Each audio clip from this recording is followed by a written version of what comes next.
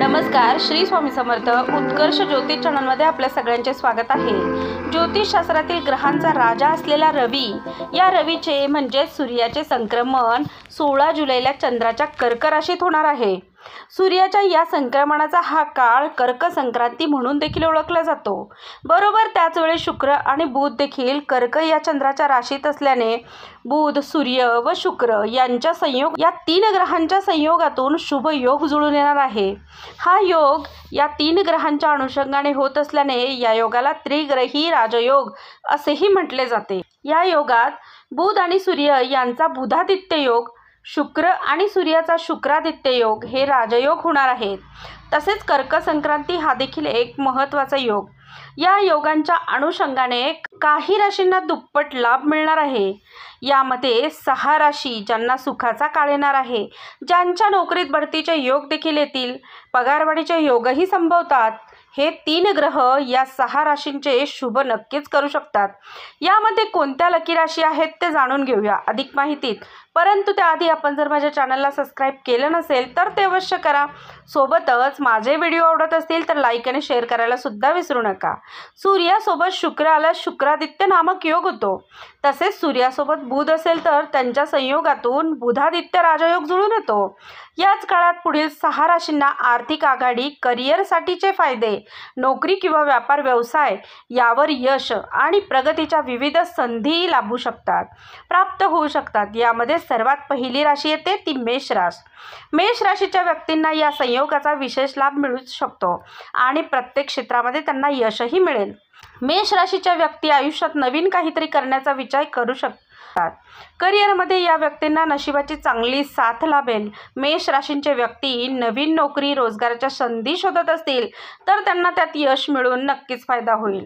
त्यांच्या कामाचे देखील कौतुक होऊ शकते। यासोबतच वरिष्ठांकडून मेष राशीच्या व्यक्तींना सहकार्यही लाभेल। मेष राशीच्या व्यक्ती आपले ध्येय साध्य करण्यासाठी प्रयत्न करू शकतात आणि त्या प्रयत्नांना यश सुद्धा त्यांना मिळू शकते आणि यांना व्यवसायात देखील यश मिळू शकते। यांचे अर्धवट राहिलेले कुठलेही काम असेल, एखादे काम बऱ्याच दिवसापासून अडले असेल तर ते काम देखील पूर्ण होण्याच्या मार्गावर या कालावधीत असेल। मेष राशीच्या व्यक्तींना भरपूर लाभ देखील या काळात मिळेल। शिवाय पैसे मिळवण्याच्या देखील अनेक संधी यांना उपलब्ध होतील। या सर्व लाभांमुळे या काळात मेष राशीच्या व्यक्ती जीवनात आनंदी आणि समाधानी राहू शकतील। तसेच जोडीदाराशी देखील यांचा सुसंवाद असेल। त्यानंतर पुढची रास आहे मिथुन रास। मिथुन राशीच्या व्यक्ती समाजात मान सन्मान मिळवून सुखाची प्राप्ती देखील करवून घेतील। नोकरदार वर्गाला भविष्याचे नियोजन करता येईल। यांच्या कामाचं कौतुक सर्व दूर होऊन प्रमोशनसारख्या संधी किंवा प्रमोशनसारखे लाभ यांना होतील। अनेक जबाबदारीचे कामही त्यांना दिले जातील। नोकरदार वर्गाला भविष्याचे नियोजन देखील करता येईल। यासोबतच इतर मार्गाने देखील यांना पैसा मिळू शकेल। मिथुन राशीच्या व्यक्ती कुटुंबासोबत चांगला वेळ स्पेंड करू शकतील। त्यानंतर पुढची रास आहे कर्क रास।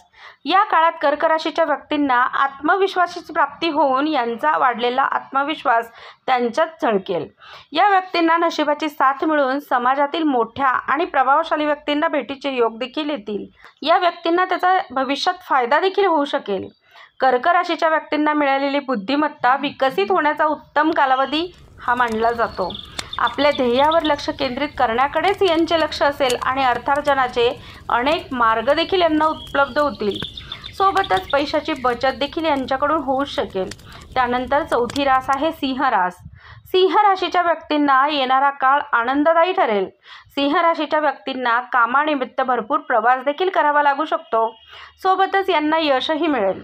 सिंह राशीच्या व्यक्तींना आपले ध्येय साध्य करण्यास सुद्धा यश मिळेल व व्यवसायात, व्यापारात, उद्योगात नफा मिळेल। सिंह राशीच्या व्यक्ती आपल्या कुटुंबासोबत देखील चांगला वेळ घालवू शकतील। या काळात परदेशातून देखील आर्थिक लाभाच्या संधी या लोकांना मिळू शकतात। तसेच कुटुंबासोबत व जोडीदारासोबत चांगला काळ घालवू शकतील। कन्या राशीच्या व्यक्तींच्या जीवनात उत्पन्नासोबतच मान सन्मानाची देखील प्राप्ती होऊन नोकरी तसेच व्यवसायात चांगले परिणाम दिसू शकतात।